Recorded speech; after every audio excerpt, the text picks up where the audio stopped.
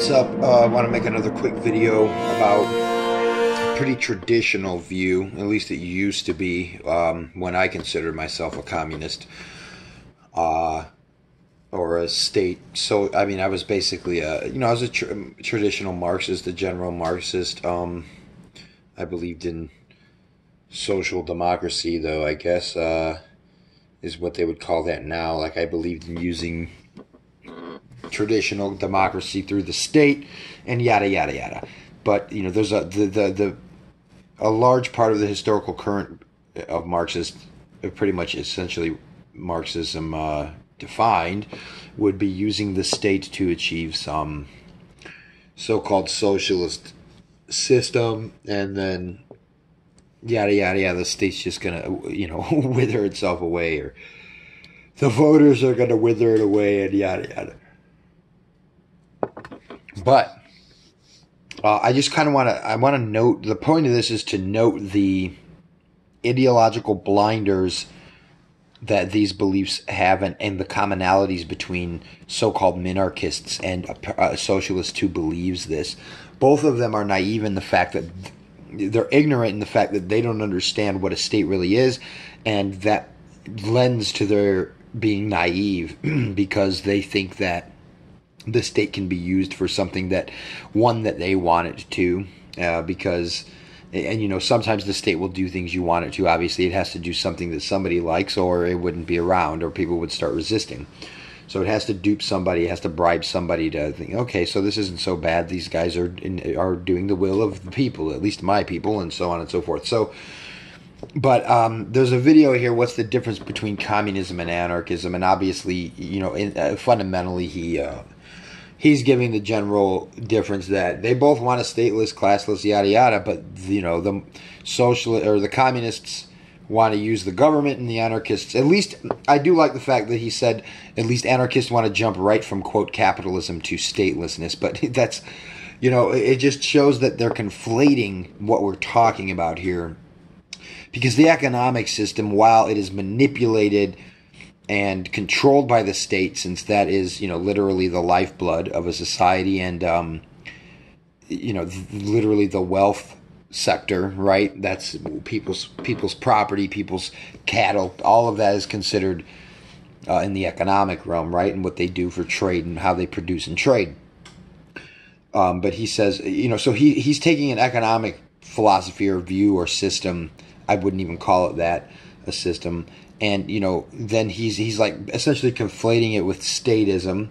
And so he's saying that we're going to jump from capitalism to statelessness. But that's what you should be saying, is we're jumping from statism to anarchy, because those are the only two fundamental issues, right?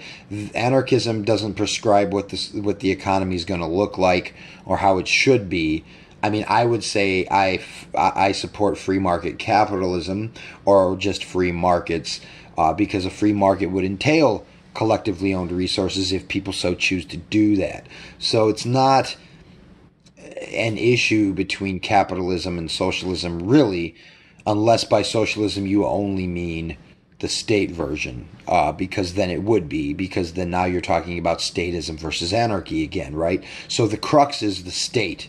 It's not the so-called economic system. It's just the fact that the state, I mean, that's the whole purpose of the state, is to manipulate the so-called economy, to control everyone, to take their resources and to control the resources. And I mean, that's the nefarious goal. That's the statists who really know what the state is for. That's what they use it for.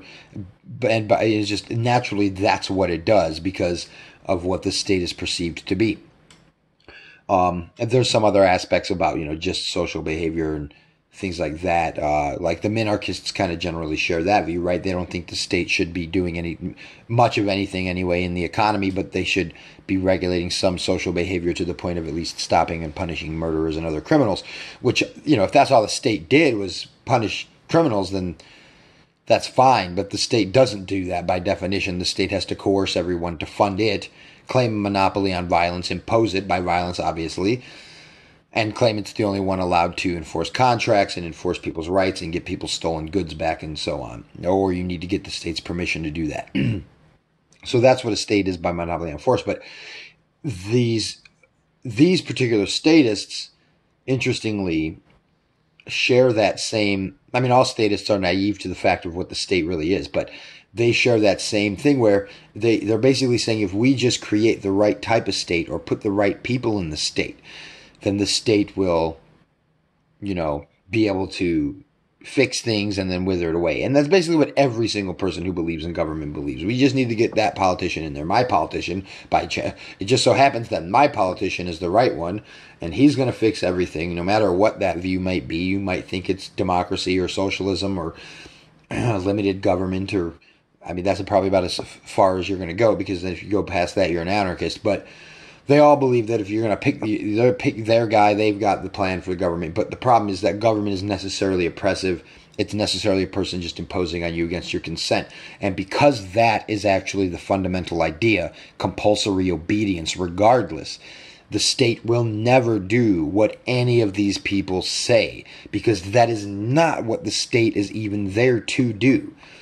And I'm going to play a quote from this guy's video, which, he's I think, in my opinion, he's clearly got a way better understanding of what these concepts mean than most people who talk about this, because people don't even talk about the Marx's, proposed phases and what the state is going to do and stuff. And he actually recognizes that difference, that socialism and communism are really perceived to be, in the traditional sense, two epochs of society that will be brought about. But the problem with the Marxist view, and what it seems that he is just calling the communist view, is that they believe in this violence of the state to do that, which is an insane, self-contradictory view, just the same as saying that we're going to vote for a necessarily violent group to protect our property, which would be the minarchist view. But here's his explanation of this.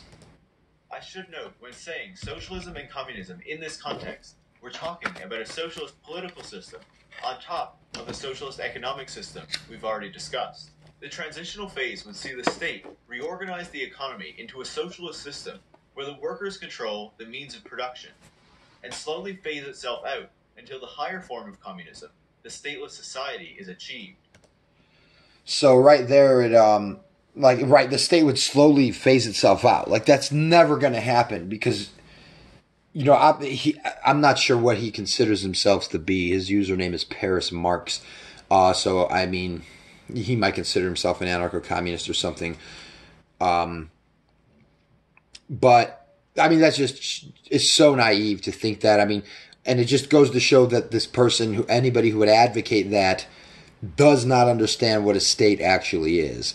Because if you did, then you would know that that's an insane idea and it's never going to work. Because by creating a state, you are creating a power imbalance in society. You are creating a monopolist on violence and on so-called power.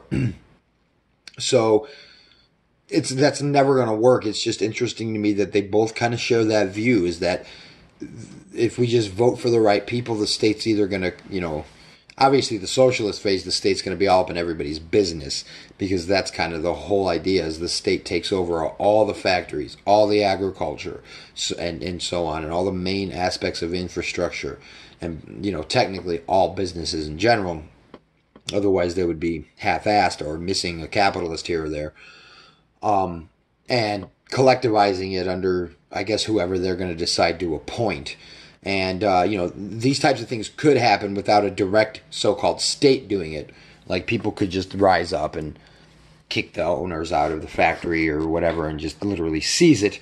Whether or not that's legitimate depends on the actual model of the business and how it generates its revenue and what it's got ties to and what it's done, and the people who run it and own those assets anyway, what they've done.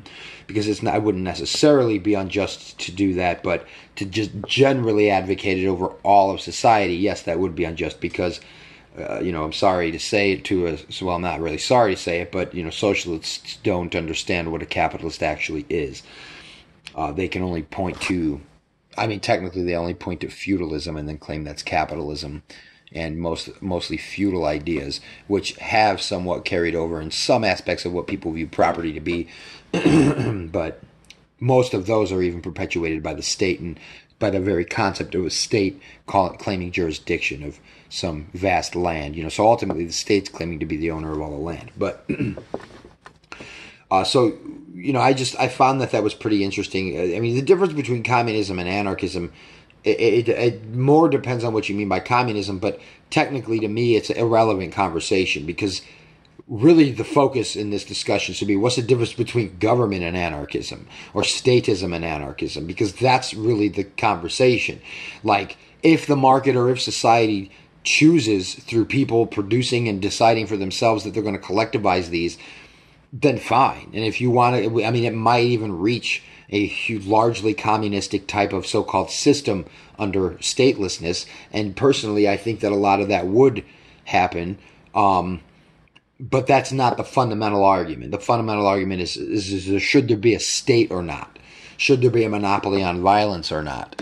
Or the grand arbiter? Should somebody be so-called put in the position to be the ultimate arbiter in all disputes, which is basically another way of putting what a state is. And that, again, that's the argument. The argument is, should we go to capitalism straight to anarchy? Like, no, you're putting the wrong word there. Is, should we abolish the state? My answer is obviously yes.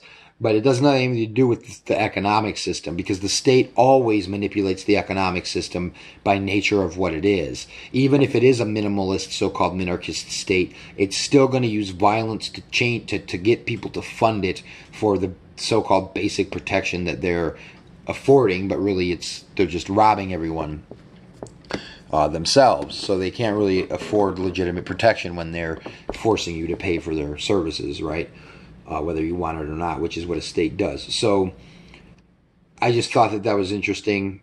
A quick thought about that. 12 minutes. But yeah, aside from that, the difference between communism and anarchism is it mostly depends on what you mean by communism. Like, if you mean voluntary collectivism, then that's consistent with anarchism. But if you mean Marxism or anything having to do with the state existing, then obviously you don't mean anarchism.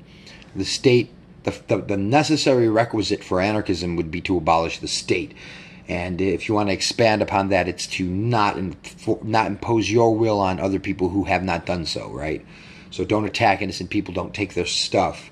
The economic model doesn't matter unless it is predicated on theft, which a socialist says it is, though, which a socialist says capitalism is, but it's not, of course, depending on what you mean by that. Free markets clearly not predicated on theft, but that doesn't have anything to do with the argument against the state, So the question isn't, shouldn't we go from capitalism to anarchy? The question is, do we go from statism to anarchy?